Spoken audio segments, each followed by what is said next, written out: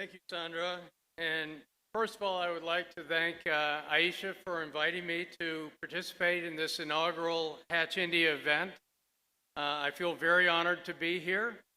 And I also want to congratulate Ravi and everyone involved in planning this event for the outstanding job that they have done here. And there's a tremendous value in having an event that focuses just on the hatchery industry.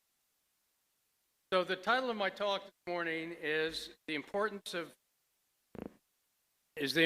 of high quality biosecure hatchery feeds to the production of healthy disease resistant host larvae. In the decade from 2010 to 2020, the Indian shrimp industry experienced unprecedented growth.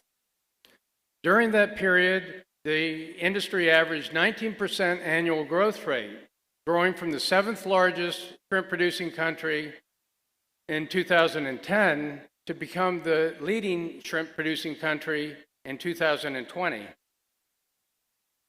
But despite that growth, ongoing disease problems such as with WSSV, white feces syndrome, and EMS threaten the sustainability of the Indian shrimp industry. Annual economic losses from these diseases in India exceed $1 billion US per year. And in the last several years, the shrimp industry is facing new headwinds. In addition to the ever-present disease challenges, shrimp prices have fallen to all-time low levels and are expected to remain low for the foreseeable future. And the low prices are expected to persist. So while the majority of economic losses for shrimp disease are borne by the shrimp farms, many of the diseases originate in the hatcheries. If a hatchery supply diseased shrimp to the farms they contaminate the farm and resulting in repeated crop failures. And even if the PLs supplied to the farms are not diseased, if they are poorly nourished and weak, then they won't be able to withstand the environmental stresses and disease challenges that they experience once they get to the farm. So it's the responsibility of the hatcheries to produce PLs that are disease-free and as robust as possible to give the farms the best chance of succeeding. Easier said than done, right? Well, biosecurity is the key. And Benjamin Franklin, who is one of the wisest men that America has ever produced, once said, "An ounce of prevention is worth a pound of cure." Keeping diseases out of the hatchery in the first place is a critical first step. So to accomplish this, it's essential that hatcheries use specific pathogen-free and pathogen-resistant shrimp for broodstock. Development of SPF broodstock has been one of the most important technological advances in the history of shrimp farming. Today, SPF shrimp have been through many generations of genetic selection, resulting in faster growth, improved disease resistance, and higher fecundity.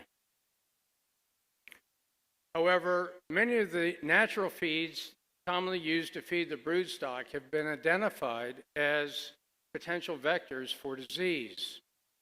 Polychaetes, and live polychaetes in particular, are very risky and have been implicated as vectors for white spot, Vibrio, and EHP into hatcheries. Mussels and Artemia biomass are not a lot better.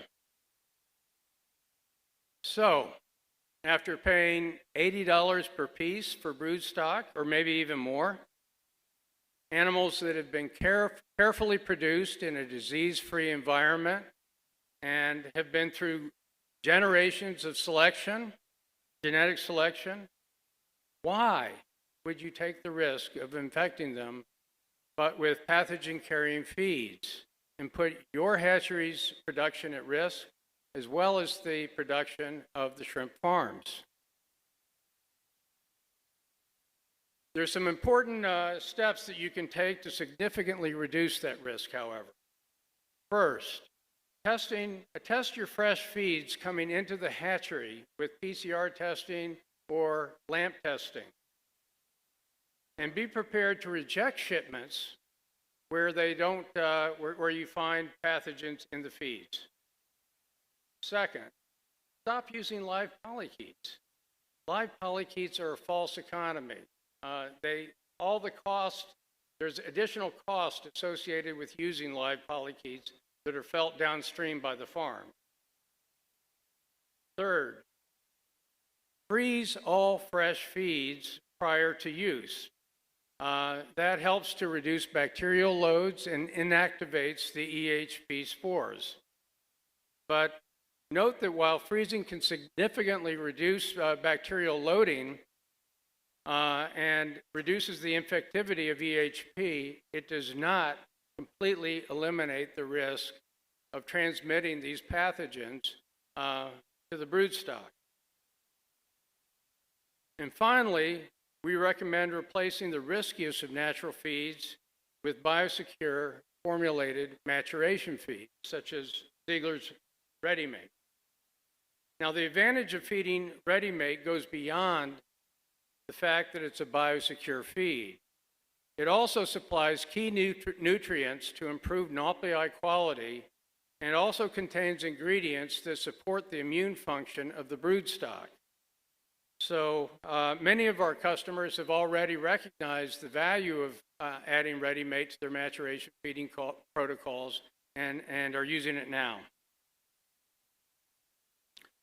Well, you've done all the things that I've recommended, and you have healthy nauplii.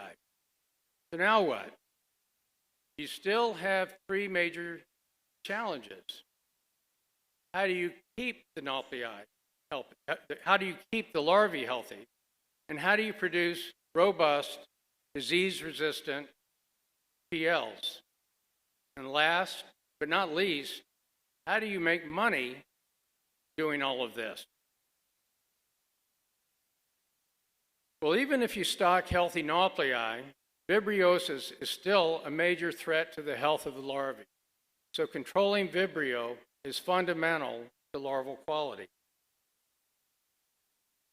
Hatcheries are still dependent upon Artemia for part of their feeding protocol. And although Artemia have tremendous nutritional value, continued dependence upon Artemia is a problem for the industry.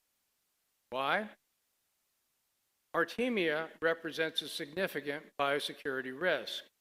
Artemia nauplii have been demonstrated to be an important vector for the introduction of pathogenic Vibrios into hatcheries.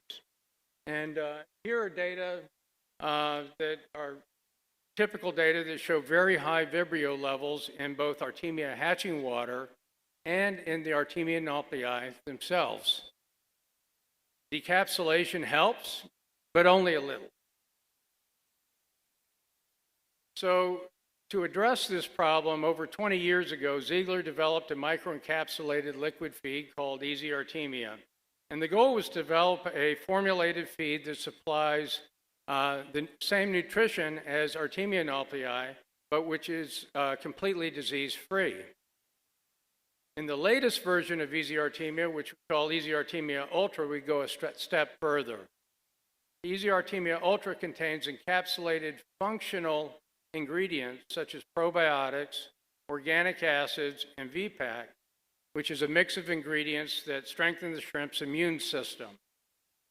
The result is improved gut health and improved disease resistance in the larvae. Easy Artemia Ultra contains two different types of probiotics. Rescue is a blend of probiotic strains that were selected for their ability to control Vibrio and is included in the microcapsules at a density of 1 billion CFU per gram. Remediate is a blend of probiotic strains selected for their ability to control ammonia and is found in the liquid fraction. So Easy Artemia Ultra is now a targeted delivery system for delivering rescue into the gut, where it helps control Vibrio, and remediate into the water, where it helps control ammonia. Last year, we conducted a study to look at the ability of our probiotic Rescue to colonize the gut. And what we did was we mixed Rescue in fish oil and then top-coated that onto feed pellets, achieving an application rate of 5 times 10 to the 9th CFU per kilogram of feed. And then after 7 days of feeding the feed top-coated with Rescue, we were able to measure bacillus bacteria in the gut tissue at a concentration of 10 to the 7th CFU per gram of gut tissue.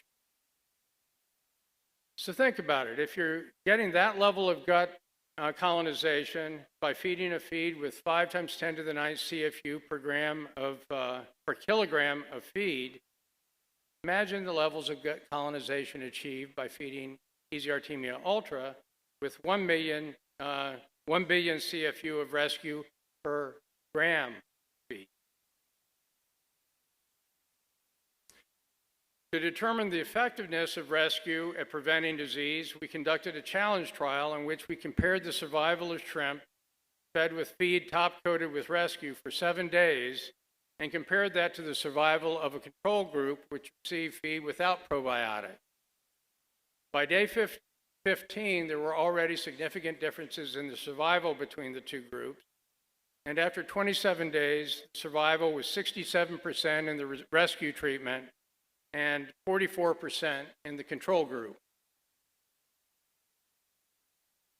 In hatchery trials, replacing even 33% of the Artemia nauplii in PL stages with Easy Artemia Ultra, we were able to get dramatic improvements in survival. And these are the results of a recent trial in an Indonesian hatchery where we observed 50% higher survivals in larval tanks in which we had replaced 3% of the Artemia nauplii with Easy Artemia Ultra. In tanks in which we replaced 100% of the nauplii, we obtained 18% higher survival compared to control tanks. And using Easy Artemia Ultra also allows for significant cost savings. But with shrimp prices at record low levels and forecast to remain low, hatchery producers are faced with a conundrum. How do we balance PL quality with the need to cut costs? Because fees represent a significant cost, hatchery managers are tempted to replace the more expensive high-quality feeds with cheaper low-quality feeds. But is this a sustainable practice? And what impact does it have on PL quality? So the question is, how can hatcheries continue to meet their responsibilities to the farms to produce healthy, robust PLs in this challenging environment with such low feed prices? But the good news is, you don't have to choose. Our economic models have clearly demonstrated that hatchery profitability is largely driven by survival. So small changes in survival can have a large impact on hatchery profitability. This example, based on typical cost and PL prices for the Indian shrimp industry, a 5% improvement in survival results in more than 20% higher profits in the hatchery per larval tank. Here are some examples that show that profits are much more sensitive to survival than they are to feed price. In the first scenario, we assume that PLs are selling for a net price of $2.60 per 1,000 PLs. That's about 220 rupees per 1,000 PLs. As a baseline, we assume that the hatchery obtains 60% survival with a lower cost feed, for which they're paying an average of $25 a kilogram. In those tanks, the profit was about 67 cents per 1,000 PLs. We then calculated the effect of using a high-quality feed with a cost of $35 a kilogram, a difference of $10 a kilo. only a 2% survival, just a tiny improvement in survival, was required to offset the additional feed cost. And if survival is improved by 5%, profits are 20% higher in tanks with the higher cost, high quality feeds than in tanks fed with the lower cost, lower quality feeds. In a second scenario, we did the same analysis, but in this example, we set the price at $2.25 per 1,000 PL, which I think is about 190 rupees per 1,000 PLs. And the question was, with this lower feed price, would you still be able to see a profit advantage using higher quality feeds? And the answer is yes, you do.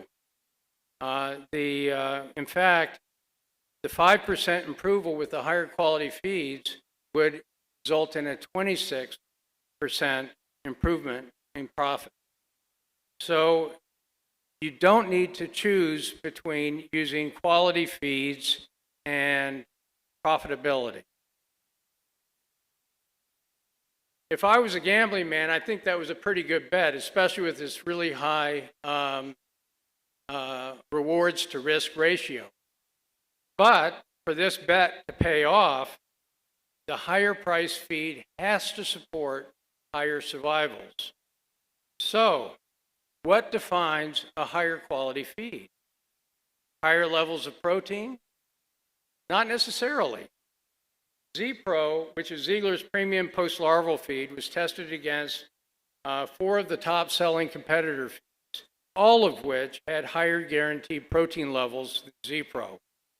In these trials, the tanks fed with Z-Pro grew up to 18% faster than the competitor feeds and averaged 7% higher survival.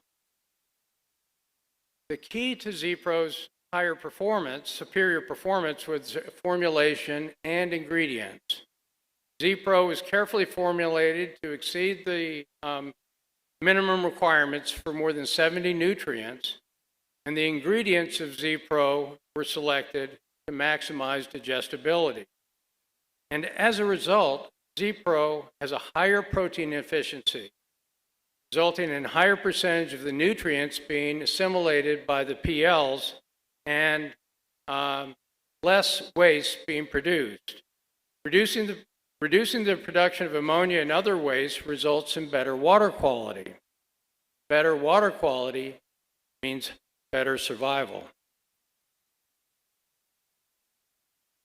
Studies in my lab at ZARC consistently demonstrate that there's a direct relationship between feed protein levels and ammonia. Ammonia levels increase with increasing feed protein levels.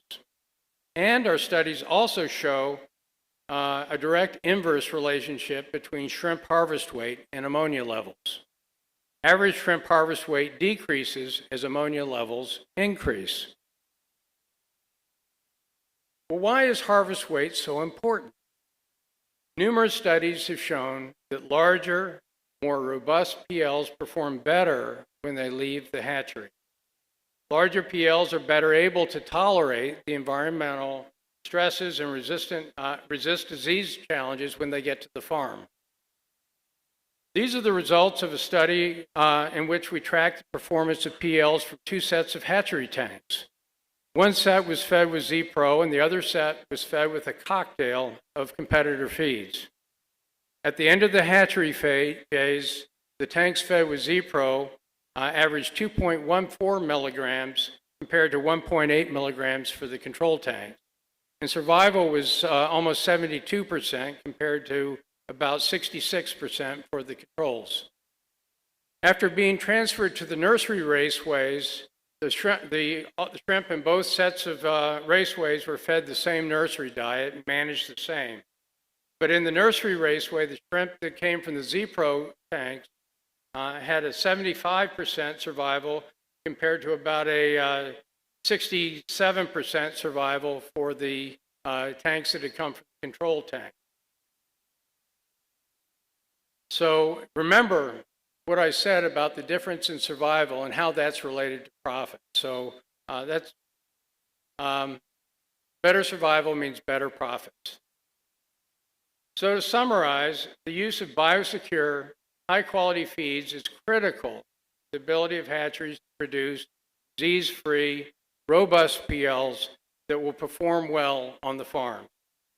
And the keys are in maturation using SPF broodstock and feeds with high-quality biosecure maturation diets like ready-made. In larval rearing, the keys are controlling Vibrio and feeding high-quality, highly digestible feeds. Replacing and even supplementing the diet with Easy Artemia Ultra contributes to gut health and reduces Vibrio loading in the system.